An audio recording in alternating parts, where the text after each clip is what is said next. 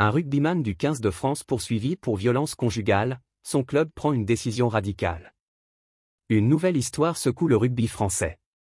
Un international évoluant dans l'un des meilleurs clubs du top 14 est poursuivi pour violence conjugale, comme l'a révélé Rugbyrama.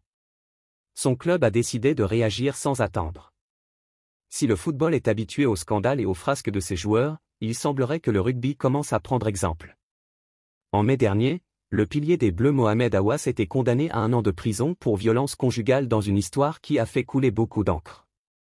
Cette fois-ci, c'est un joueur du Castres Olympique, également international français, qui se retrouve dans le viseur de la justice. D'après les informations de nos Rugbyrama, il s'agit de Wilfried Hunkpatin, pilier droit né à Aubagne, Bouches-du-Rhône, et qui compte une sélection avec l'équipe de Fabien Galtier, en 2021. Le joueur de 32 ans, passé notamment par Narbonne et Rouen avant d'arriver à Castres, est poursuivi pour violence conjugale dans une histoire dont les faits remontent au lundi 8 janvier, comme le révèlent nos confrères. Selon leurs informations, une dispute aurait éclaté entre Wilfried Hunkpatin et sa compagne, cette dernière recevant plusieurs coups de la part du rugbyman professionnel de 1,92 m. L'international français a été présenté mercredi 10 janvier 2024 au parquet, après l'ouverture d'une procédure judiciaire à son encontre.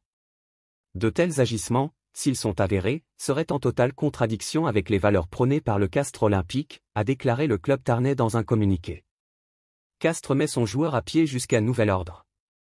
Les dirigeants du Castres Olympique n'ont d'ailleurs pas mis longtemps avant de prendre les premières sanctions à l'encontre de leurs joueurs.